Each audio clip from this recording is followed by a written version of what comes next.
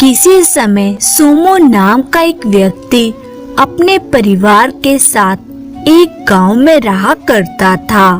उसके दो छोटे छोटे बच्चे थे, लेकिन सोमू के आलस्य के कारण उस छोटी सी गृहस्थी को दुखी रहना पड़ता था। सोमू और उसकी पत्नी में रोज कलह होती रहती थी। उसकी पत्नी कहती है, आज 3 दिन से तुम काम पर नहीं गए और घर में अन्न का एक दाना नहीं है। बच्चे भूख से बिलबिला रहे हैं। अब बताओ मैं उनको क्या खिलाऊं? मैं पूछती हूँ, आखिर ऐसा कब तक चलता रहेगा? कब तुम्हें अकल आएगी? उफ, मैं तो तंग आ गया हूँ इस गृहस्थ जीवन से। हर समय काम की बात। आखिर मैं इंसान हूँ, कोई मशीन नहीं जो हर समय काम पर जुटा रहूं। मुझे भी तो आराम चाहिए। आराम और सुख उस इंसान को मिलता है जिसके घर में सुख शांति हो, घर अन्न से भरा हो। तुम जैसे इंसान को आराम करने का हक नहीं है। जाओ, इसी समय काम पर जाओ। बड़े आए आराम करने वाले। यदि आज कुछ कमा धमा कर नहीं लाए तो मैं बच्चों समेत आत्महत्या कर लूंगी। याद रखना, भगवान जुबान काट ले इस औरत की, हमेशा कोसती ही रहती है। यदि इसका चिल्लाना इसी तरह जारी रहा तो या तो मुझे आत्महत्या करनी पड़ेगी या फिर घर छोड़कर जाना पड़ेगा। दिन बीतते रहे, लेकिन ना तो सोमू की आदत में कोई परिवर्तन आया और ना ही गृह कला कम हुई। अंत में गृह कला से दुखी होकर एक रात सोमू बोला, सब गहरी नींद में सो रहे हैं, यही मौका है घर छोड़कर निकल भागने का। और सोमू उसी रात घर छोड़कर सुख और शांति की खोज में एक अनजान मार्ग पर निकल पड़ा। चलते चलते वे सोचने लगा, कहीं ऐसी जगह जाकर रहूंगा जहां मुझे कोई काम ना करना पड़े और मुफ्त में ही पेट भर जाए तथा जहाँ शांति ही शांति हो। सोमू रात भर चलता रहा और सुबह होते ही एक शहर में जा पहुंचा। मैं बहुत थक गया हूँ और मुझे भूख और प्यास भी लगी है, लेकिन इस अनजानी जगह में कहाँ आसरा मिलेगा? हाँ, ध्यान आया, किसी मंदिर में चलना चाहिए। वहाँ विश्राम करने की जगह भी मिल जाएगी, साथ ही थोड़ा बहुत प्रसाद भी मिल जाएगा। सोमू एक मंदिर में पहुंचा और बोला, पंडित जी, मैं एक मुसाफिर हूँ, बहुत दूर से चलकर आ रहा हूँ। क्या कुछ खाने को और ठहरने के लिए स्थान मिलेगा? अवश्य मिलेगा, लेकिन क्या भगवान को चढ़ावे के लिए कुछ लाए हो? पंडित जी, मेरे पास तो सिवाय तन पर पहने कपड़ों के अलावा कुछ भी नहीं है। तब तुम जैसे फटीचरों के लिए जगह नहीं है, चलो भागो यहाँ से। और उस पंडित ने सोमू को धक्के मारकर मंदिर से बाहर निकाल दिया। फिर सोमू कई दिनों तक उस नगर में भटकता रहा, लेकिन जब काफी दिन उस नगर में गुजारने के बाद भी उसे कहीं भी सुख शांति नहीं मिली, तो वह नगर छोड़कर फिर किसी अज्ञात दिशा की ओर चल पड़ा। चलते चलते वे एक नदी के किनारे जा पहुंचा। ओहो, मुझे बहुत जोरों की प्यास लगी हुई है, थोड़ा पानी पी लूं, फिर खाना खाऊंगा। पानी पीने के पश्चात सोमू ने कुछ दूरी पर बैठे एक साधु की ओर देखा। अरे, वे साधु क्या कर रहा है? शायद किसी कीड़े को बार बार पानी से बाहर निकाल रहा है। वास्तव में वे साधु जिस कीड़े को बार बार पानी से बाहर निकाल रहा था, वे बिच्छू था। साधु बिच्छू की जान बचाने के लिए उसे बार बार पानी से बाहर निकालता, लेकिन बिच्छू उसके हाथ में डंक मारकर पुनः पानी में जा गिरता था। अजीब बात है, लगता है इस साधु का दिमाग खराब है जो बिच्छू को बचाने की कोशिश कर रहा है। सोमू काफी देर तक साधु की हरकत देखता रहा। फिर जब उससे ना रहा गया तो वह बोल ही उठा, महाराज, ये आप क्या कर रहे हैं? आप जिस बिच्छू को बचाने की बार बार कोशिश कर रहे हैं, वह तो आपको डंक मारकर पुनः पानी में जा गिरता है। इस तरह तो उसे बचाने के चक्कर में आप अपने ही प्राण गंवा देंगे। उसके प्राणों की चिंता छोड़िए और अपने प्राणों का ख्याल कीजिए। वत्स, तुम सच्चाई अपनी आंखों से देख रहे हो, लेकिन उसे समझने की कोशिश नहीं कर रहे। उसे बचाना तो एक इंसान के नाते मेरा कर्तव्य है। महाराज, यह कर्तव्य नहीं बल्कि मूर्खता है। यदि आप अपनी इस मूर्खता से बाज नहीं आए तो वे डंक मारकर आपके प्राण हर लेगा। वत्स, डंक मारना बिच्छू की आदत होती है, जबकि एक साधु की आदत होती है दया। जब बिच्छू एक कीड़ा होते हुए भी अपनी आदत नहीं छोड़ रहा, तो भला मैं एक साधु होते हुए भी अपनी आदत कैसे छोड़ दूं? मुझे इसे बचाना ही होगा। यही मेरा धर्म और कर्तव्य है। साधु की महान बातें सुनकर सोमू तुरंत उनके चरणों में जा गिरा। आप धन्य हैं महाराज, मुझे आप जैसे ही सच्चे साधु की तलाश थी। मैं बड़ा दुखी हूँ, अतः आप ही मुझे सही मार्ग, सच्चा सुख और वास्तविक शांति दे सकते हैं।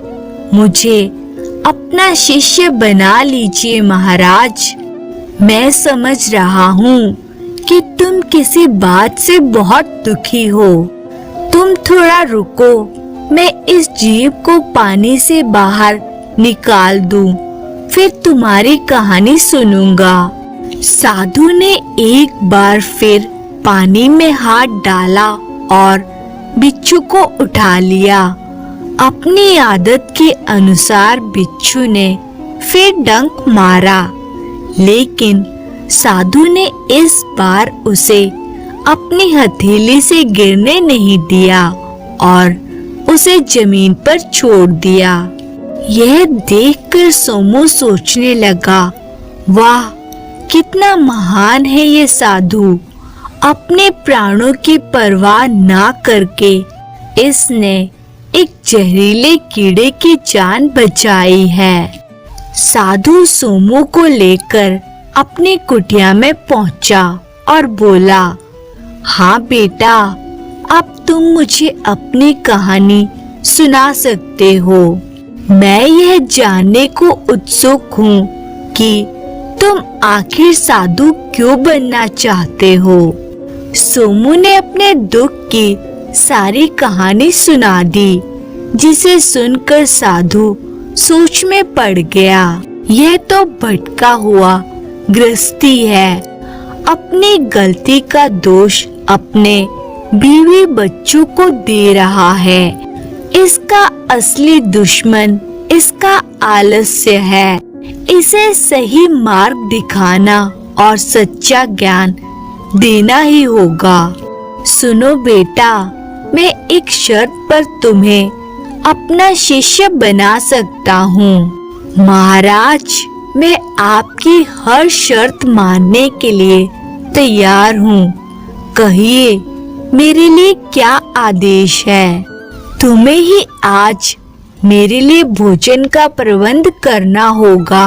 यदि तुम मेरे लिए किसी गृहस्थ से भोजन ले आए तो मैं सहर्ष तुम्हें अपना शिष्य बना लूंगा। ठीक है महाराज, मैं आपके लिए भोजन का प्रबंध करके आता हूँ। सोमू जब जाने लगा तो साधु फिर बोला, बेटा, मेरी एक बात और तुम्हें ध्यान में रखनी है। तुम्हें मेरे लिए उसी घर से भोजन लाना है जिस घर में कोई दुखी ना हो, कोई कष्ट ना हो, जिस घर में शांति ही शांति हो। ठीक है महाराज, मैं इस बात का ध्यान रखूंगा। सोमू भिक्षा मांगने के लिए साधु की कुटिया से निकल पड़ा। शीघ्र ही वह निकटवर्ती गांव में पहुंचा और वहां एक घर के आगे उसने आवाज लगाई, माई, इस भिक्षु को कुछ दे दो। एक स्त्री घर से बाहर निकली और बोली, क्षमा चाहती हूँ महाराज, हमारे घर में अन्न का एक दाना भी नहीं है। हम तो खुद 2 दिन से भूखे हैं। फिर सोमू दूसरे घर में गया और उसने देखा कि उस घर में एक औरत अपने बेटे को मारते हुए कह रही है, आज मैं तुझे ठीक करके ही छोड़ूंगी। चोरी करता है और झूठ बोलता है तो पैदा होते ही मर क्यों नहीं गया? कम से कम तेरे कारण मुझे लोगों की गालियां तो नहीं सुनने पड़ती। तेरे पिता इसी दुख में मरते तो नहीं? यह देखकर सोमू सोचने लगा, यहाँ तो पहले से दुख और अशांति है, कोई और घर देखता हूँ। जब उसने तीसरे घर में जाकर भिक्षा मांगी तो एक औरत कुछ दान में देने के लिए लेकर आई और बोली, लीजिए महाराज। ठहरो देवी, पहले मुझे यह बताओ कि तुम्हें कोई दुख तो नहीं है? तुम्हारे घर में पूरी शांति तो है ना? महाराज, सुख और शांति कहाँ है? अभी 1 सप्ताह ही तो हुआ है मेरे पति का स्वर्गवास हुए। घर में कोई कमाने वाला नहीं है। बड़ी मुश्किल से मैं अपना और बच्चों का पेट भर रही हूँ। तब तो देवी, मैं आपसे भिक्षा नहीं ले सकता। मेरे गुरु का आदेश है कि जिस घर में दुख और अशांति हो वहाँ से भिक्षा कदापि ना लूं, वरना वे उस अन्न को ग्रहण नहीं करेंगे। वहाँ से सोमू एक अन्य घर में पहुँचा। वह एक सेठ का घर था। सेठ ने उसका बहुत आदर सत्कार किया। कहिए महाराज, मैं आपकी क्या सेवा कर सकता हूँ?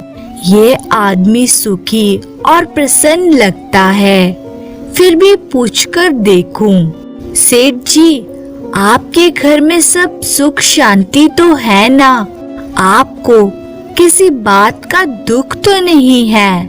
अब आपको क्या बताऊं महाराज, एक इसी बात का दुख मुझे दिन रात खाए जाता है कि शादी को हुए 20 साल हो गए हैं, लेकिन ईश्वर ने हमें कोई संतान नहीं दी।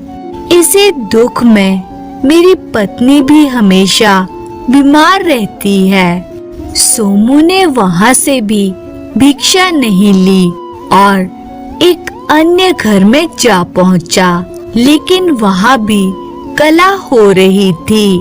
एक पति अपनी पत्नी से कह रहा था, पैसे नहीं है तो ला अपना मंगलसूत्र ही दे दे। आज मैं बिना पिए नहीं रह सकता। नहीं, मैं शराब के लिए अपने सुहाग की निशानी नहीं दे सकती, चाहे तुम मुझे जान से क्यों ना मार डालो। देखकर सोमू सोचने लगा, यहाँ भी शांति नहीं है। उफ, कितना नीच आदमी है, शराब के लिए अपनी देवी जैसी पत्नी को मार रहा है। इस तरह दर दर भटकते हुए उसे सुबह से शाम हो गई, लेकिन उसे किसी भी घर में पूर्ण शांति नहीं दिखाई दी। अतः सोमू निराश होकर खाली हाथ ही वापस लौट आया। साधु की कुटिया में पहुंचकर सोमू ने उदास मन से अपनी असफलता की सारी कहानी सुना दी। सुनकर साधु ठक्का मारकर हंस पड़ा। महाराज, मैं आपके लिए एक समय के भोजन का भी प्रबंध ना कर सका और आप हंस रहे हैं। मैं खुश हूँ बेटा कि तुमने मेरे आदेश का पालन पूरी ईमानदारी से किया। साथ ही तुमने यह भी देखा कि किसी भी घर में पूर्ण शांति नहीं है। सभी गृहस्थियों को किसी न किसी बात का दुख है, लेकिन फिर भी वे किसी न किसी तरह गृहस्थी निभा रहे हैं। फिर बेटा, तुम क्यों अपनी छोटी सी गृहस्थी के बोझ से भयभीत होकर घर से भाग खड़े हुए? सुनो बेटा, गृहस्थ आश्रम साधु आश्रम से भी बड़ा होता है। वहाँ कर्तव्य होता है, प्रेम होता है, त्याग होता है, ममता होती है, दया होती है, कुर्बानी होती है। गृहस्थ आश्रम एक ऐसी नाव है जिसे घर का स्वामी चाहे तो कुशल माझी की तरह भव सागर के पार लगा सकता है और अपने कर्तव्य से घबराकर भागने वाला उसे बीच मझधार में डुबो देता है, जिसका फल उसे जीवन पर्यंत भोगना पड़ता है। ये पाप उसे न जीने देता है न मरने देता है। इसीलिए बेटा, तुम्हें मेरी यही राय है कि तुम घर वापस लौट जाओ और अपना आलस्य त्याग कर जी तोड़ मेहनत करके अपने गृहस्थ आश्रम को स्वर्ग बनाने की कोशिश करो। वही तुम्हें सच्चा सुख और वास्तविक शांति मिलेगी और अपने बीवी बच्चों के बीच तुम आनंद पूर्वक रहोगे। साधु का उपदेश सुनकर सोमू की आंखें खुल गई। साधु को प्रणाम कर वे उसी समय घर लौट आया।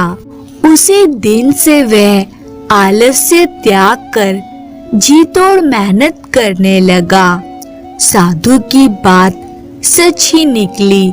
कुछ ही माह में उसने इतना धन कमा लिया कि दरिद्रता डर कर उसके घर से भाग गई और उसका गृहस्थ आश्रम स्वर्ग बन गया और वे अपने बीवी बच्चों के साथ आनंद दिन गुजारने लगा।